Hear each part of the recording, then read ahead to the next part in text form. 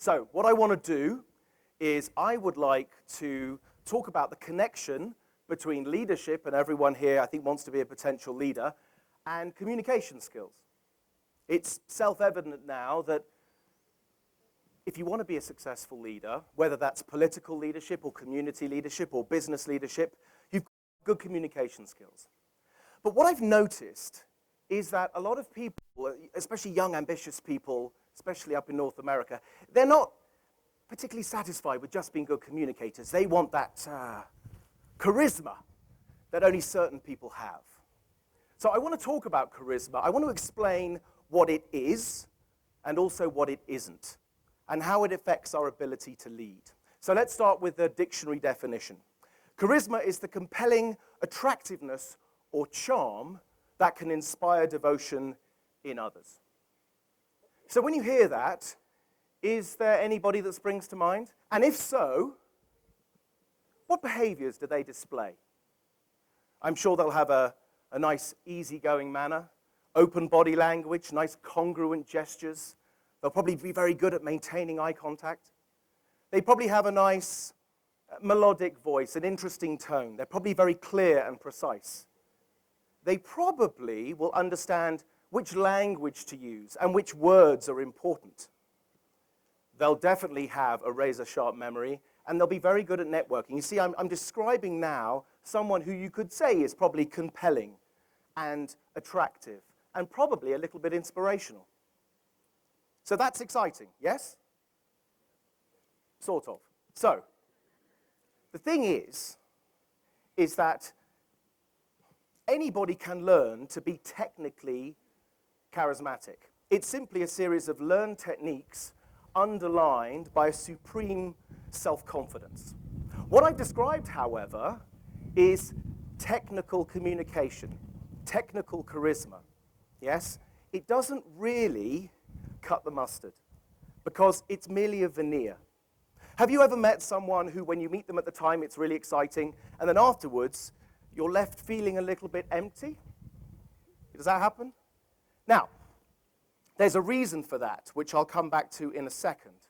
But what I want to say, really, is that it's not just individuals that can be charismatic. There are messages all around us all the time, vying for our attention, interrupting our day. To give you an example, how many television commercials, radio commercials, or visual commercials have you seen in the last year? Why don't you round it up to the nearest 1,000? Yeah? Why is our news becoming entertainment? Why are we so fascinated by celebrity? What messages do our leaders send us so we'll vote for them? Why are we so interested in rumor, speculation, and gossip? You see, these charismatic messages, they trickle down, and I feel that they're designed nowadays not to hit our logical brain, but to bypass that and hit our emotional center. They're designed to open up our vulnerability. The problem is, of course, if you open up anybody's vulnerability, they're going to get a little bit defensive. They're probably going to get a little bit insecure. So I think we should think really seriously about the impact of this charismatic bombardment, not just on ourselves, but on our culture. You see, I think we're becoming a little bit more insecure. I think we're becoming a little bit more inward-looking and self-absorbed, and definitely more anxious. And as our anxiety grows, we distance ourselves. We become cut off and cynical. We stop trusting people. We start to doubt the message. We stick to our chosen tribe. We dig in. We regress. So coming back to this lovely charismatic person who I was so rude about earlier, you can understand with all that baggage, you see our default setting is, that's interesting, that's nice, because it's hitting the decent parts of our brain. But the problem is, of course, that our cynicism kicks in. We go, I feel good, but what's the catch? So, I would say that there's something missing, something weighty, something solid, something fundamental. Charisma on its own is simply not enough. Sure, it catches our eye and it draws us closer, but don't you think we want to go through the veneer? to the substance beneath, where we can see and feel that authentic layer. This is what meaningful communication is. So, in order to explain this, I'd like to run a very short thought experiment with you. Okay, imagine that there's a machine, and this machine can give you any experience you want. Yeah, super-duper neuropsychologists can stimulate your brain so that you will think and feel that you are living the life of your dreams, a life of constant pleasure, a life without loneliness or sorrow or fear or anger or misery or illness or rage or anything else you don't like, gone. Instead, you can have anything you want. However, there's always a however.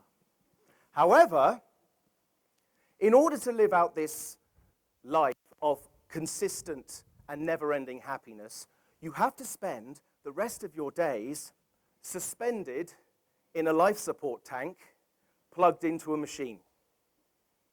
Now, you'd have no idea that you were in the tank, yeah? And all your experiences would feel 100% real. So the question I have for you, of course, is, would you plug in? Well, the philosopher Robert Nozick, who created the experience machine, he ran this experiment multiple times, and he came to an emphatic conclusion. He said, there are simply things that matter more than having pleasurable experiences. And I think that thoughtful people would agree with that. So, we prefer reality, despite all its pain and frustration. It's clearly a more enriching way to live. We want to live a truthful life. Yes, we want to live a real life, a life that's authentic. But the problem is, with this very, very busy world that we live in, with so much stimulus, how do we allow all that inner authenticity to escape? Well, these two words really are where it starts and finishes. These two words are the linchpins of successful, whether you are a leader or a citizen. You know, however amazing you may be, however enticing your charismatic layer is, unless you are perceived as truthful and trusted, you are never going to be a genuine leader.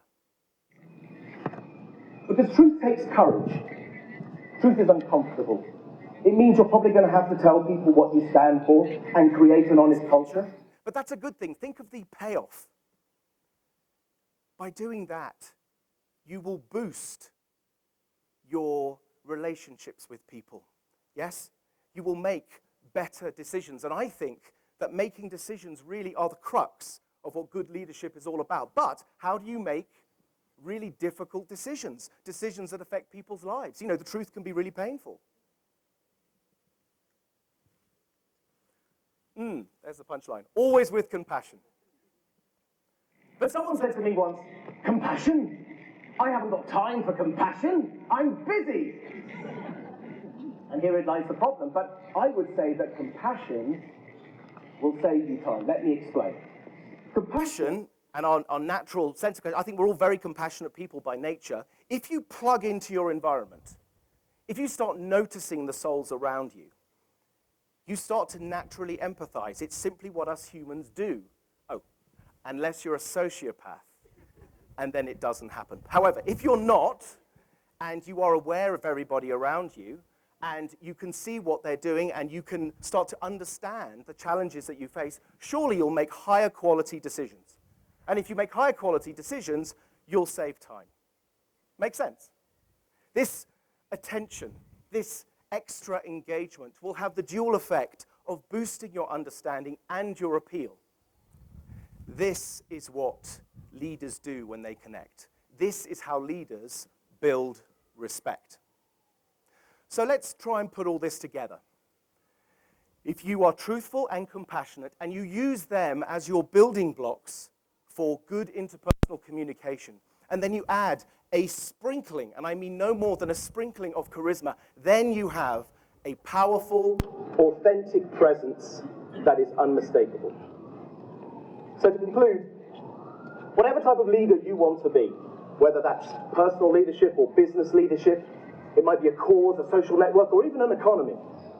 You need to do it with the contribution of them. You can broadcast what you stand for and really build something. And you know what's really exciting? When you do that,